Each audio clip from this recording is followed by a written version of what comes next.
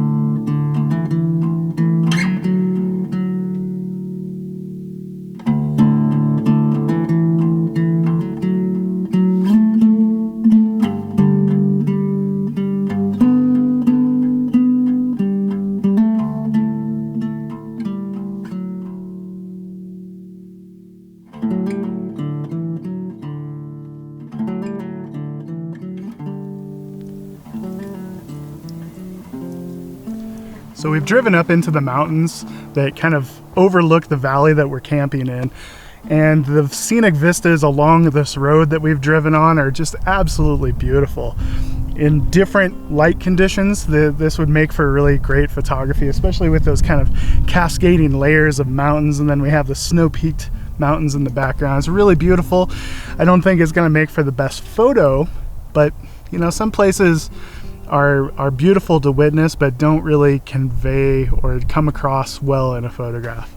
And I think this is one of those places. I can tell that these hillsides are probably a week away from blooming with wildflowers. That would be gorgeous. But I think I'm more inspired, honestly, by the stuff down in the valley.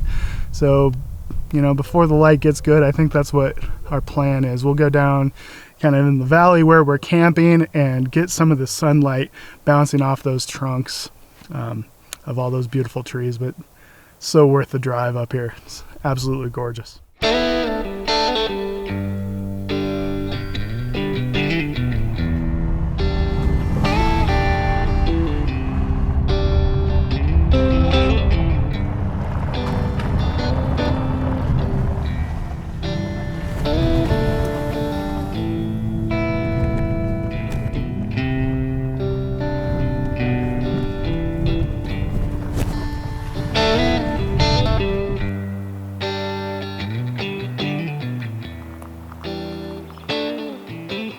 So we're just about 2 miles away from our campsite, and I was really liking the way that these trees alongside the road were looking. I really like that there's this dark hill back behind the trees, and the hill is in shade, but the trees are still getting hit with light, and that really is making the trees stand out from the background. So what I'm doing now is just kind of wandering around looking for an interesting tree, or maybe a tree that's getting hit with really nice light, trying to, you know, make sense of this chaos behind me. But I really like the way the light is backlighting all the trees, but we still have that nice dark background. To me, the most interesting parts are where the light is falling, and we have these 3 fallen logs kind of moving through the scene. We have the one on the bottom, the one in the middle, and then one further up the hill. All of these kind of uniform trees are framing that background pine tree. For this shot, I'm not really too worried about depth of field because everything is pretty far away. I'm shooting this at 105 millimeters. I am using a circular polarizer, which really helps with the saturation and kind of darkens the greens. And when we take this shot, I'll show you what it looks like.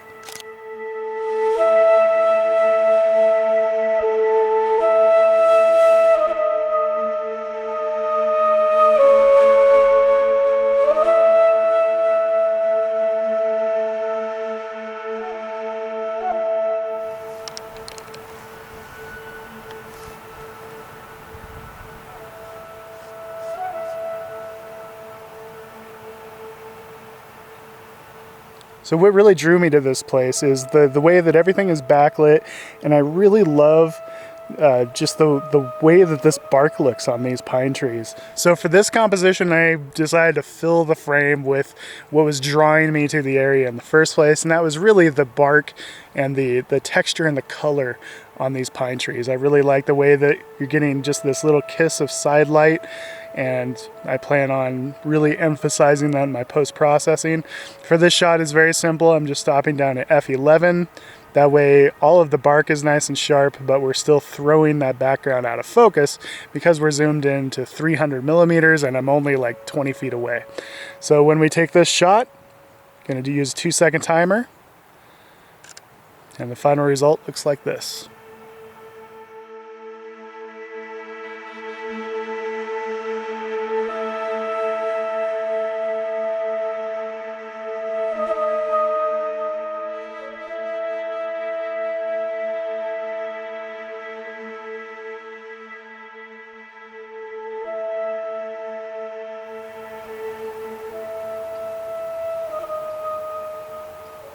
So this is not easy at all, but I feel like I might have got a shot that I'm happy with. So in the background, what drew me to this little spot is there's a tree in the background.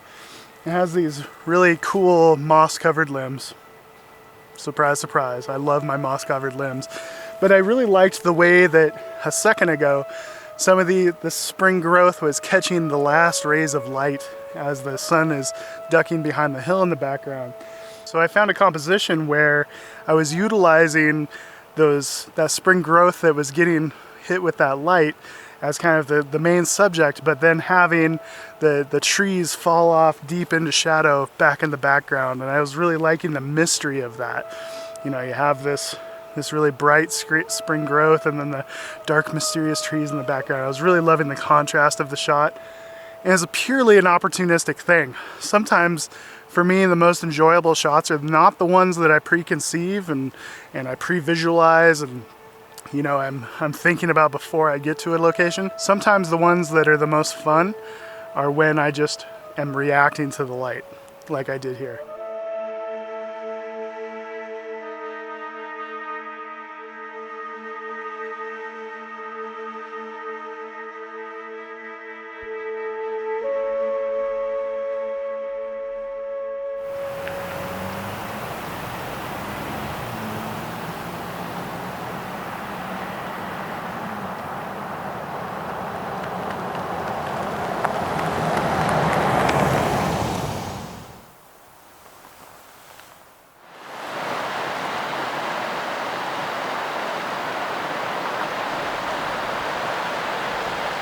Sometimes it's not all about the photography.